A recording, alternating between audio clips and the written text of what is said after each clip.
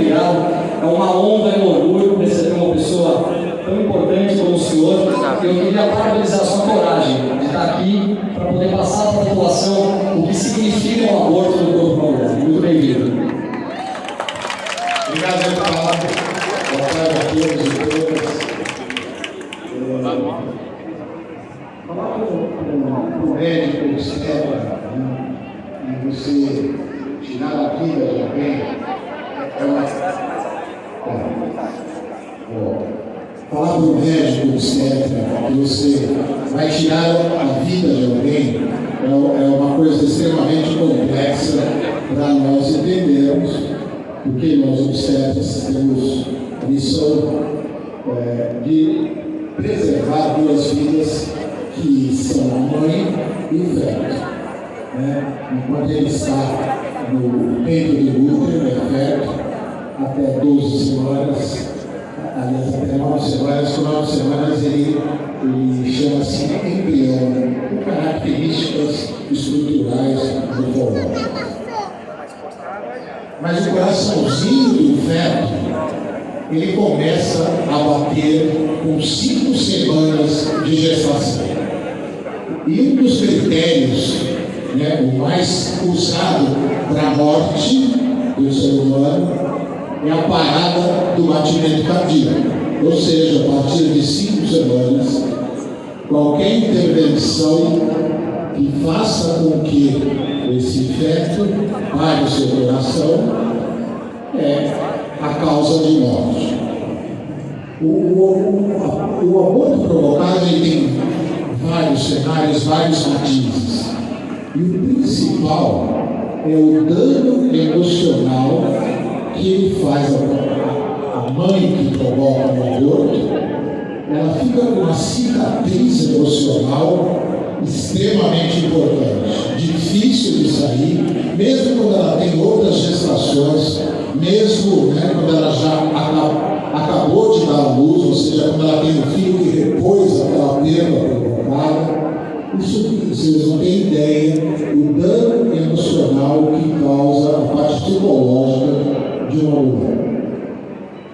Então, pensar que de livre e espontânea vontade, não por fatores médicos, que o aborto ele é, perante a nossa Constituição legal, quando a gravidez causa o risco de morte à mãe, ou seja, a mãe tem uma doença importante, que aquela gravidez vai deteriorar a sua saúde, levando-a à morte, ou então, frente à violência sexual, ou seja, que aquela mulher não teve a opção de engravidar, de querer o seu filho. Então, são danos importantes que mesmo que ela tenha filho, essa cicatriz fica permanentemente. Outro aspecto que eu acho importante é que há um direito, obviamente, da mãe e do ser humano de reproduzir a hora que esse casal achar que é o momento, ou seja, uma gravidez desejada. É uma gravidez querida, que tem afeto, que faz com que o pré-natal dessa paciente seja mais fácil, com menos dúvidas, com menos ansiedade. Então ela tem o direito de querer a gravidez nesse momento ideal desse casal. E para isso existem os métodos anticoncepcionais, e há diversos deles. A pílula anticoncepcional, o dispositivo intrauterino, o coito interrompido, o preservativo, tanto feminino quanto masculino. Então, há uma opção para quem não quer ter um filho naquele momento.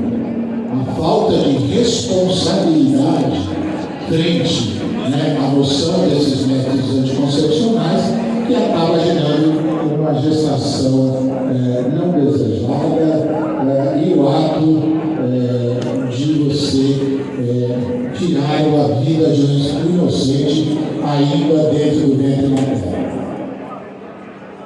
Mas eu poderia dizer, deputado, de qualquer forma, é uma coisa que não tem muito sentido para uma sociedade civilizada você praticar um ato de abortamento.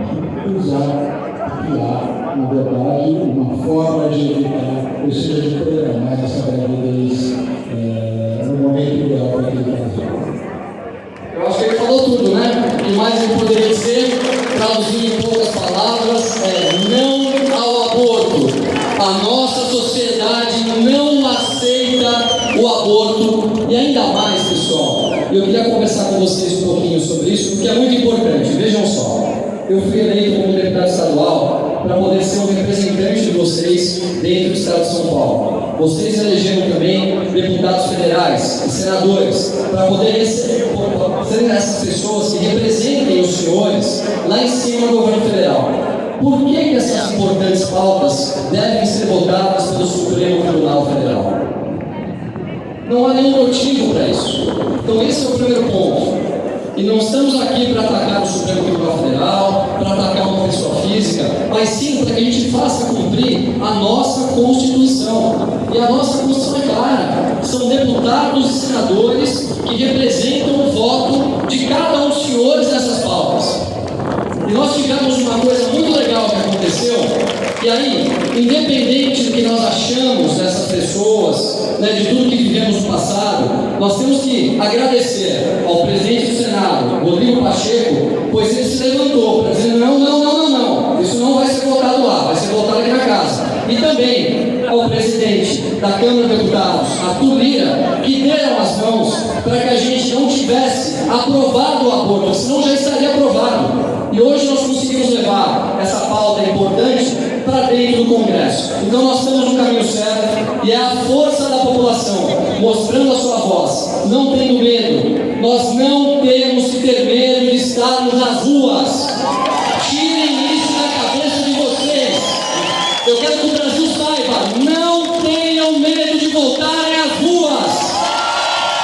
Contanto que nós sejamos responsáveis, respeitosos e falemos sobre decisões e não ataques individuais que nós aqui não fazemos, não temos que ter medo. Vamos levantar novamente como sociedade, vamos fazer hoje ser um embrião, ser a semente da volta das ruas do Brasil. O Brasil tem que estar de volta, com as cores verde e amarelo, com patriotismo, com as nossas famílias, com o amor que nós sentimos uns pelos outros.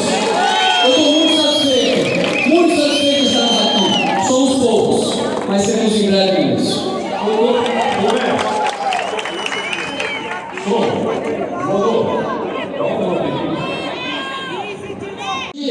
De quem acorda cedo, pega ônibus, pega metrô, das pessoas que vêm da periferia para trabalhar para cá, que sofrem todo o medo de a gente não ter a segurança dentro do nosso estado. E aqui eu faço um parabéns ao nosso querido governador Tarcísio de Freitas,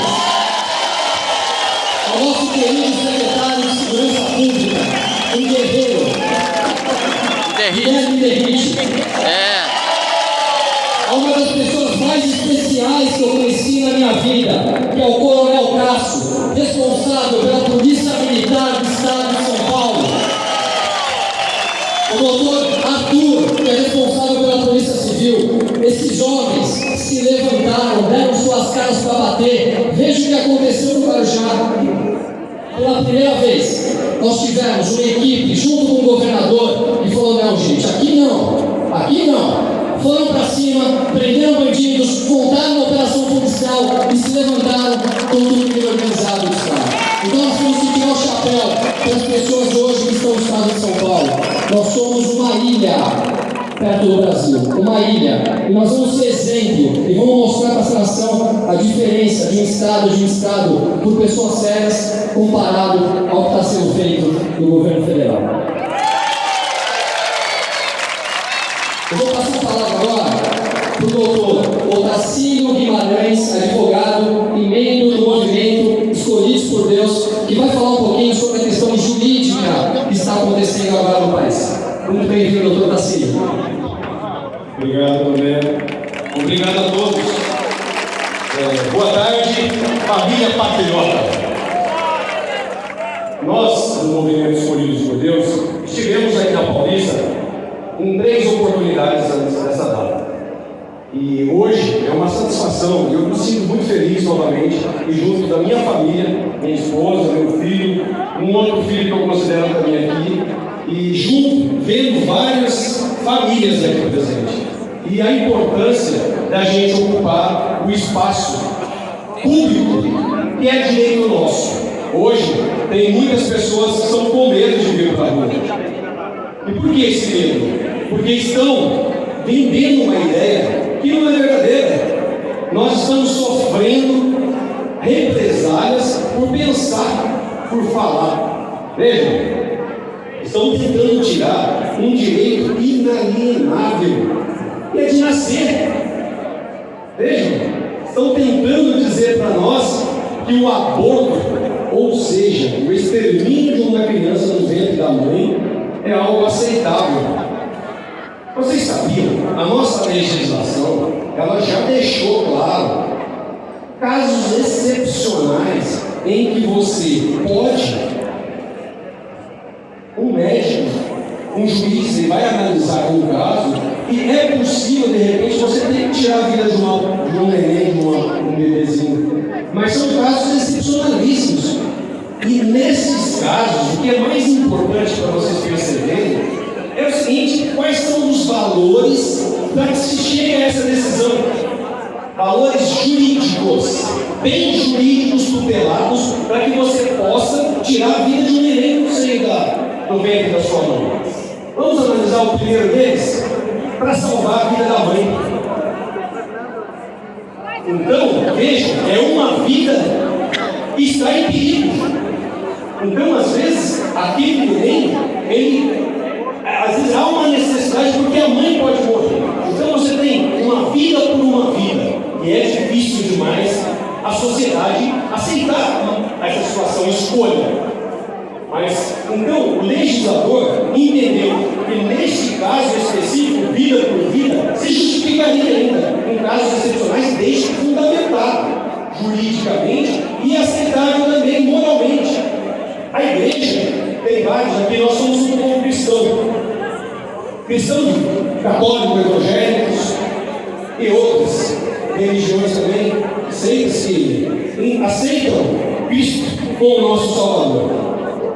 Nós temos uma outra hipótese, legalmente permitida, o aborto, quando a mulher ela é vítima de um estupro, ou ela é vítima, ou uma criança, que ela nem sabe o que está acontecendo, mas ela é, através de um abuso de um criminoso, um dos piores criminosos que tem, quando abusam de uma criança que gera uma criança nessa circunstância, é lógico, psicologicamente, a família, todo mundo, a sociedade sofre. Então, nesses casos específicos, também a lei permite, mas quais são os valores ali tutelados nessa hipótese? Os valores são o seguinte: a vida, mas você tem a vítima, a mulher aqui, ela é uma vítima. E por isso o Estado, através do legislador, ele veio e entendeu também que nessa hipótese específica, você poderia tirar uma vida lá no comecinho da formação. Então, nos deixa chegar tão longe essa gravidez. Identificou-se imediatamente, você já toma essa gravidez. Agora, o que está acontecendo hoje? Nós temos um órgão de Estado onde pessoas que ocupam cargos públicos do poder querendo dizer para a sociedade brasileira cristã que é possível matar um bebê dentro do ventre da sua mãe a partir de 12 semanas. Nós tivemos um médico agora há pouco aqui explicando para vocês que com 5 semanas já tem um coraçãozinho batendo ali. Recentemente eu vi um vídeo de um aborto. Eu não sei se vocês já tiveram. É difícil de assistir, mas quando você vê um aborto de uma criança dentro do ventre, a criança tenta se socorrer, ela tenta se esconder daqueles objetos que tenta tirar a sua vida. Ela tenta se defender, mas é um bebezinho indefeso. E quem está fazendo isso com ele? Uma mãe. E qual o argumento para este ato nefasto? As mães que muitas vezes, junto com um pai irresponsáveis, pode acontecer de um pai responsável ter contribuído para aquela fecundação, com certeza, e muitas vezes esse pai quer o nascimento da criança. Mas o que acontece nesse momento? Nós estamos vendo um órgão de Estado afirmar que, para se defender um direito de escolha, de liberdade da mulher no seu corpo, poder tirar a vida de um bebezinho indefeso? Isso é insano, é insano. Assim como é insano, a gente vê o que está acontecendo fora do Brasil hoje. Nós temos no mundo guerras, mas recentemente, semana passada, nós vimos pessoas atrozes decepando crianças, entrando e cortando cabeça de crianças, mais de 40. Agora nós temos que entender o seguinte: quando se faz isso lá fora, aqui estão querendo dizer o seguinte: vamos fazer isso com os nenenzinhos dentro do peito da sua mãe? Não. Nós temos que dizer o seguinte: nós somos um povo católico, nós respeitamos a vida, e é por isso que estamos aqui. E não é só aqui não, no Brasil inteiro hoje nós temos várias pessoas ocupando as ruas, e é lindo ver vocês aqui. Muito obrigado, e vamos defender todas as crianças. A primeira pauta nossa é essa, a vida da criança, e hoje uma data muito especial. Por que muito especial? Hoje comemoramos o dia de Nossa Senhora Aparecida, mas também o Dia das Crianças. Hoje é o Dia das Crianças. Parabéns a todas as crianças.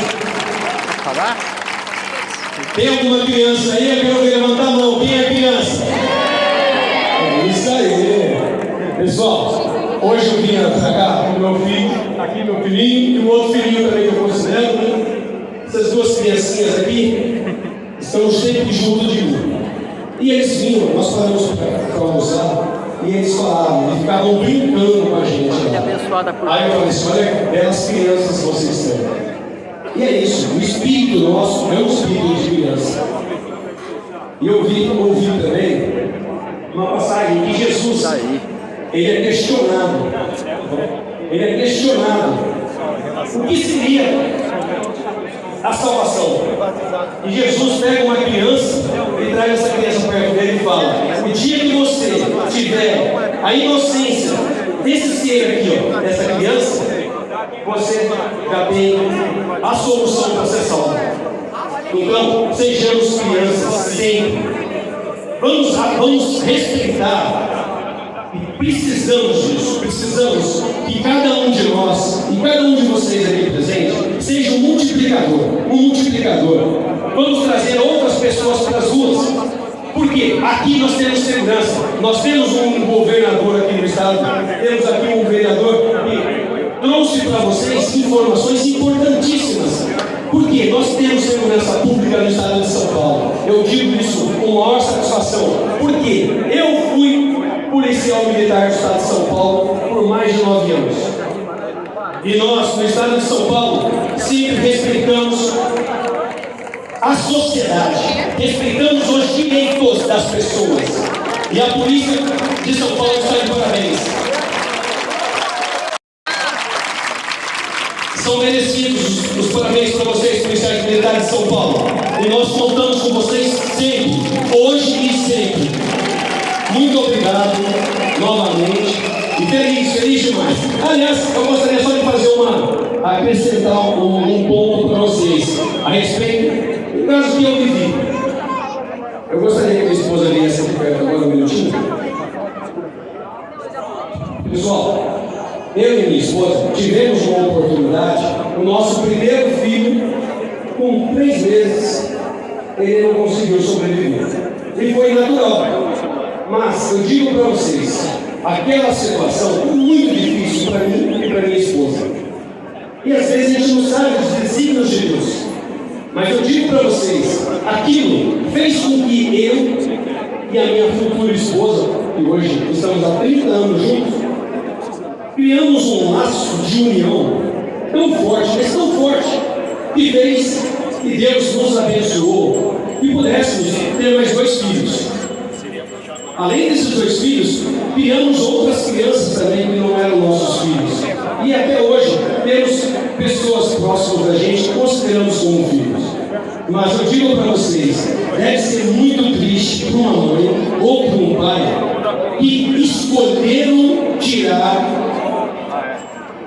alguém a vida de um ser indefeso que decorreu de uma união deles. Então, eu gostaria de agradecer a vocês e que vocês pensem bem. Se tiver alguém aí, eu não conheço, pelo menos alguém que fez um aborto e que não se arrependeu. Então, pensem bem nisso. E muito obrigado por todos. Obrigado, muito obrigado. Poder de decidir por aquela pessoa que está ali se formando. Alguém pode dizer que ele pode morrer? Quem está ali justamente para garantir a vida da criança tem o direito de ceifar a vida dele? E dizer que ele não tem o direito de viver? Não, né? A gente está vivendo situações onde o ovo de tartaruga, que também tem valor, né? Vale mais do que uma criança morrer. O que é um ovo de tartaruga? É uma futura tartaruguinha. É uma tartaruga, é um ser da natureza que merece vida e tem que ser respeitado e tem que ser preservado. E o que é uma criança no útero? É um nada? Um aglomerado de células? Então a gente tem que pensar muito nessas reflexões e eu agradeço, parabenizo para todo mundo que está aqui, entendeu? Para a gente se unir realmente e chamar mais gente. Nas próximas vai ser maior, porque essa nossa luta está apenas começando. Obrigada, gente. Pessoal, vamos aproveitar esse falando de drogas, vamos falar um pouquinho de Cracolândia. Vamos dividir esse importante assunto da nossa cidade. Eu queria contar um pouquinho para vocês, né? Agora que eu estou como deputado, eu estou um pouco mais próximo de tudo que está sendo feito. Então eu queria poder passar essa experiência para que a gente, como sociedade, se levante para ajudar a resolver um problema, esse importante problema da Cracolândia. Quando o governador Tarcísio se elegeu, nos 3 primeiros meses, ele reuniu a maioria das importantes secretarias, tanto do governo do estado quanto da prefeitura, que tem relevância para compreender esse problema, analisar, entender a grandiosidade dele e tomar as importantes decisões que viriam pela frente. A partir do quarto mês, 2 operações foram criadas. Uma delas, que era para poder aumentar o efetivo policial das polícias, Polícia Militar, Guarda Civil Metropolitana e Polícia Civil, para poder trazer de volta a sensação de segurança naquela região. E isso realmente aconteceu. Todas as polícias estão presentes lá e você não anda mais do que meio quarteirão sem ver policiais para dar a segurança à população. Um outro ponto que foi feito foi uma operação que prendeu mais de 1.500 pessoas. Eu vou repetir: 1.500 pessoas, entre pessoas que estavam portando drogas, traficando drogas e pessoas que cometiam crimes na região, roubo de telefone celular, roubo de computadores, roubo de carro, que assaltavam as pessoas. E também eles começaram a entender um pouco qual era o fluxo das pessoas de lá. E perceberam que ao longo do dia eram em torno de 400 pessoas que estavam presentes, e na parte da noite, algo na casa de 1.000 pessoas. A Polícia Militar, a Guarda Civil Metropolitana e a Polícia Civil, que aliás eu digo aqui, são o orgulho da nação brasileira. Esses importantes homens e mulheres que trabalham e que defendem a nossa nação, e que são um exemplo. Eles estão trabalhando muito, estão prendendo as pessoas, colocam as suas importantes vidas em risco para poder prender essas pessoas. Mas aí entra o problema que vem seguinte, que eu vou dividir com vocês. Dessas pessoas presas, as que são presas por pequenos furtos, são soltas no dia seguinte por audiência de custódia. Entre 45% e 55% das pessoas presas por pequenos furtos voltam para as ruas no dia seguinte. E olhem só o que vem agora. As pessoas presas que são julgadas e condenadas à cadeia, no momento da condenação, são colocadas em liberdade, daquela liberdade que você pode estar voltando para a prisão à noite, ou você está preso em liberdade, dormindo na sua casa. Vocês acreditam nisso? Ou seja, a maioria das pessoas que vão presas estão soltas no dia seguinte ou em poucos meses. Se nós não nos levantarmos como sociedade para essas tais audiências de custódia, que são feitas por juízes e desembargadores que soltam as pessoas que cometem crimes, a gente não vai acabar com o problema da Cracolândia.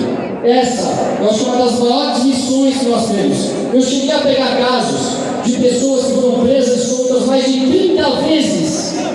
Você imagina uma pessoa que entra dentro de um vidro, de um carro, de uma moça com crianças atrás, rouba um telefone celular, rouba uma bolsa, que está armado, drogado, ele vai para a delegacia e na manhã seguinte ele volta a roubar no mesmo lugar, do mesmo jeito. Isso é tão absurdo, é uma inversão de valores tão grande. Então eu vou trabalhar nisso para começar a mostrar quem são esses juízes, para que eles tenham uma... Não é marcha para Jesus, não. Marcha pela família. Errado. É o Aleco Canuto. Boa tarde, Avenida Paulista. Um ano depois, quase um ano depois, estamos aqui de volta ao nosso local de manifestação na Avenida Paulista. Depois de tanto tempo recluso, depois da história mal explicada do Rio de Janeiro, até hoje não foi bem explicada, né? Ao Brasil raiz, o Brasil conservador, ficou recluso, ficou em casa, observando, estava em casa, cuidando da sua vida, até que todos nós, o Brasil conservador, fomos agredidos por uma decisão de uma ministra, ex-ministra do STF, que votou pela legalização do assassinato de crianças dentro do ventre da mãe. Ao ser provocado, ao ser agredido, o Brasil está começando a voltar para as ruas. Ainda tem muita gente com medo do que pode acontecer, de outro golpe, outra armadilha montada para as pessoas que estão se manifestando na rua. Mas nós estamos aqui mostrando que temos que dar a cara a tapa. Viemos falar da pauta do aborto, contra o aborto, contra a legalização das drogas, contra a banheira de sexo nas escolas. E ninguém vai dizer que os brasileiros aqui em São Paulo, nas outras 70, 80 cidades do Brasil que estão fazendo manifestação, ninguém vai dizer que viemos destruir o Estado democrático de direito. Viemos dizer, o Brasil raiz, o Brasil autêntico, o Brasil tradição, não quer aborto. É difícil entender isso. A DPF 442 não. A DPF 442 não. Pessoal, está começando a chover, pegar por chuva aqui. Pessoal, entrega para chuva, segura o pessoal aqui da participando do ato. Fala pro pessoal jogando uma capa. Quem sabe que está com chuva aqui à esquerda do trilho. Vou pegar. Para o pessoal tomar cuidado com os celulares. O Brasil veio às ruas, está começando a voltar às ruas hoje. Depois daquele asteroide que bateu na terra do meteoro e matou os dinossauros, agora as espécies estão saindo da toca. E o primeiro ato é hoje. Diante de todas as sabotagens que fizeram contra nós, esse ato aqui a gente pode dizer que foi um sucesso. Porque teve chuva, teve greve de metrô, e essa greve não foi coincidência. Fizeram a greve para sacanear, para dificultar. Muita gente não conseguiu chegar hoje, tá? Por causa da greve do metrô. Deu bastante gente aqui na Paulista. Poderia ter dado um pouco se não fosse a greve do metrô. Porque até com chuva a gente veio. O pessoal veio com chuva. Aí cortaram o metrô e muita gente não conseguiu chegar. Uso político da greve. O sindicato do metrô tem que ser punido. Multa é pouco. É pouco.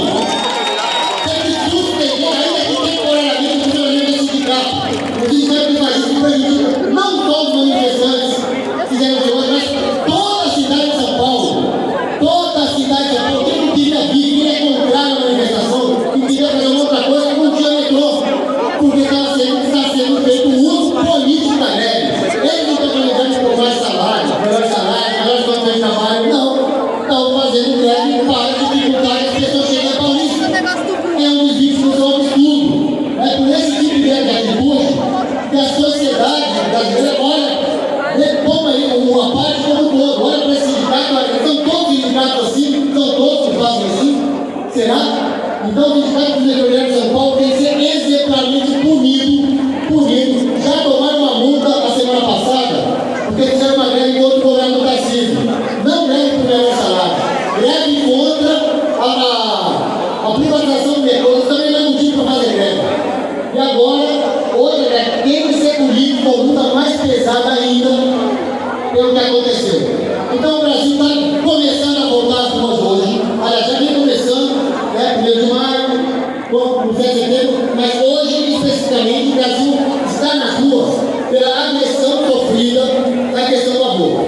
Embaixo de chuva aí, ó. Embaixo de chuva o povo tá aqui, hein? Parabéns. Parabéns, patriota. É do judiciário ou é do Congresso? Não, nós só estamos dizendo, não queremos aborto. Autoridades de Brasília se virem para atender o que o povo quer. E o povo não quer aborto. Os membros do Poder Legislativo que conversem com os membros do Poder Judiciário e decidam o que vão fazer, mas que não aprovem o aborto no Brasil. É assassinato de crianças, tá? O Brasil majoritariamente é contra. E os representantes do povo receberam voto de pessoas contrárias ao aborto, então lá tem que fazer, tem que corresponder a expectativa ao ser das pessoas que votaram neles, e é por isso que nós estamos na rua aqui dizendo não ao aborto. Já teve marcha no dia 8, contra o aborto, dia 7 no dia 8, temos hoje, vamos ter aí algumas cidades do interior, vamos fazer no dia 15, vamos fazer nas próximas semanas. Não é um movimento que tem uma coordenação única nacional que falou, é aqui, é assim que é para fazer.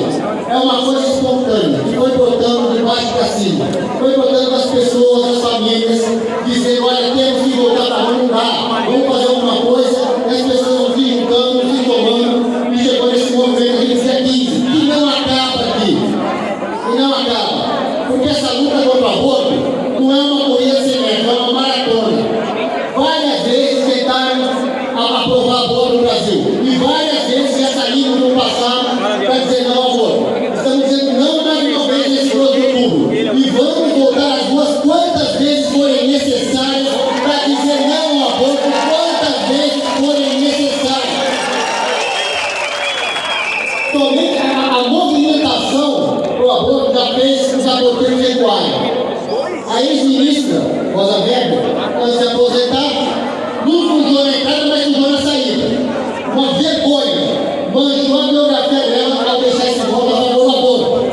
Eles perceberam que eles acederam o pavio do Brasil conservador, aquele Brasil gigante, que estava adormecido, estava tirando um cochilo e agora saiu do cochilo. Na semana seguinte, o ministro Barroso, que a gente sabe, todo mundo sabe, a voto dele vai ser a favor da matança de crianças, pediu vista e tirou o processo da pauta. Porque ele sabe que se ele votasse a favor, seria mais gasolina para as pessoas irem para a rua. Tá? Então eles recuaram para tirar o assunto de pauta. Então foi um somatório. É tirar o assunto de pauta, a metroviária fazendo greve para tentar esvaziar o movimento. Mas a gente sabe que eles vão voltar depois. Vai haver nova tentativa no futuro. E nós estaremos vigilantes. Estaremos nas ruas quantas vezes forem necessárias para não deixar legalizar aborto, para não deixar legalizar drogas e para não ter um absurdo nas escolas aí para as crianças do banheiro unissex. Quem define a educação das crianças é o pai e a mãe, não é governo, não é judiciário, não é congresso, é o pai e a mãe que definem como as crianças vão ser educadas com quais valores. É isso que o Brasil conservador, o Brasil nacional vem para as ruas dizer. Vamos dizer, hoje vai ter em breve outra manifestação, nós vamos marcar pelo Brasil inteiro e agora nós voltamos à rua, o mais importante, e os esquerdistas saibam, voltamos às ruas para ficar na rua! Valeu, pessoal! Obrigado! Valeu, Canuto. Alex Canuto. É muito nociva para nós. A grande maioria das pessoas de bem do Brasil quer as mesmas coisas. Só que, infelizmente, a gente nos últimos anos teve uma mídia que acabou passando algo que não é verdadeiro sobre quem somos, quem é a direita.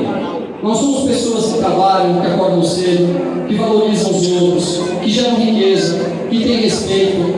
Quando nos chamam de fascistas, é uma dor tão grande, porque é algo que a gente repudia tanto. Alguém tem algum fascista aqui no meio? Também.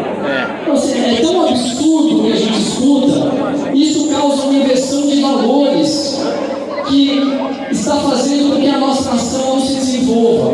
Então, o que eu sempre me pergunto é como a gente faz para poder unir o Brasil e não separar o Brasil? Deixa eu contar uma história para vocês, breve. Vocês têm ideia qual é a renda per capita do Brasil? A renda per capita é somar o que todo mundo ganha aqui e dividir pelo número de pessoas. Alguém tem ideia qual é o valor da renda per capita? Hoje é algo na casa de R$ 1.400. Pensem numa pessoa que trabalha pelo CLT e com descontos recebe algo na casa de R$1.000. Essa pessoa, ela mora numa casa, numa periferia ou numa comunidade pagando R$500. Ou seja, ela tem R$500 para passar o mês. É muito difícil uma pessoa passar o mês com R$500. Você tem que se alimentar, você tem que comprar remédio, você tem que cuidar da sua casa, você tem que comprar um monte de gás. É muito complicado o que acontece. Então é muito fácil que a gente consiga manipular essas pessoas com muito pouco.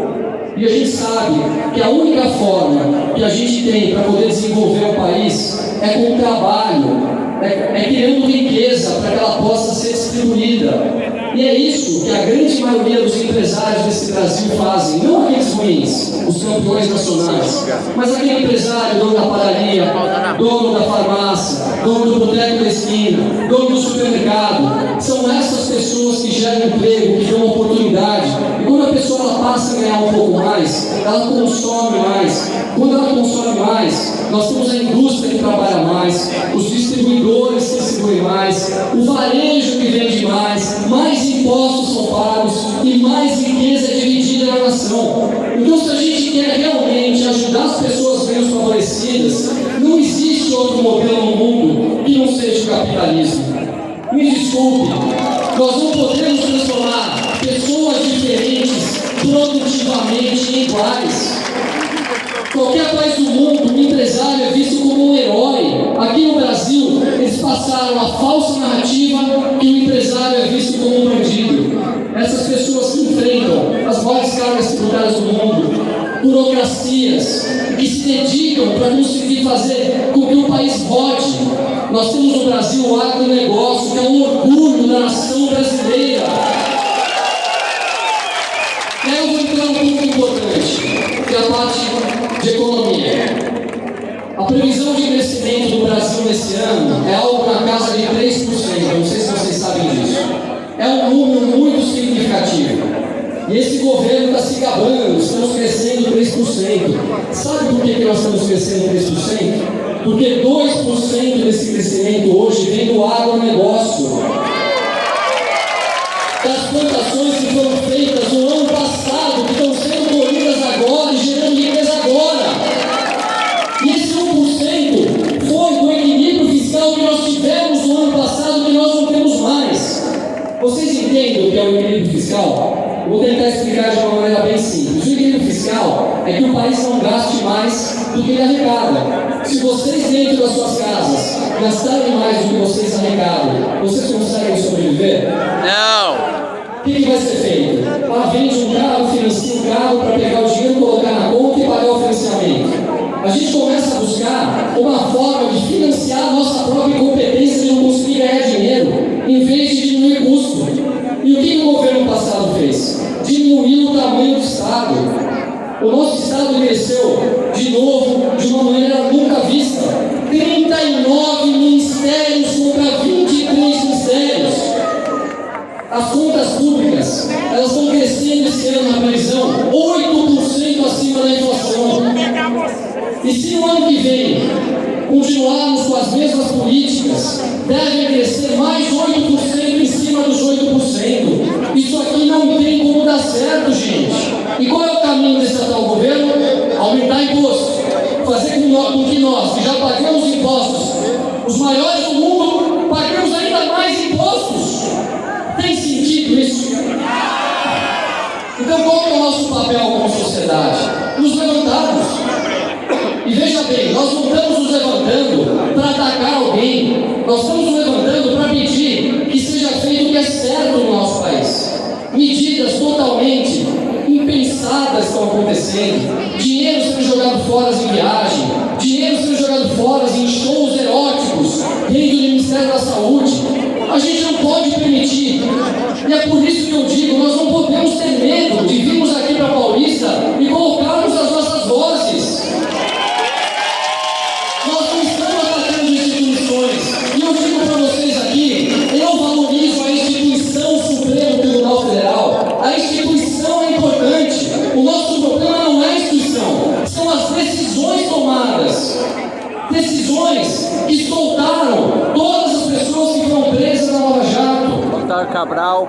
Decisões que estão colocando o povo brasileiro de joelhos, que está causando na gente uma dor de estômago e um desespero de ver esse país ir para um caminho que nós não queremos. Então, se a gente souber cobrar da maneira certa, sem sermos agressivos, sem atacarmos instituições e pessoas, eu tenho certeza que a nossa voz vai se propagar, porque a gente acaba tendo problemas judiciais quando a gente passa da linha. Não vamos passar da linha, mas não vamos nos calar. Vamos trazer milhões e milhões e amanhã tenho certeza que vai ser maior.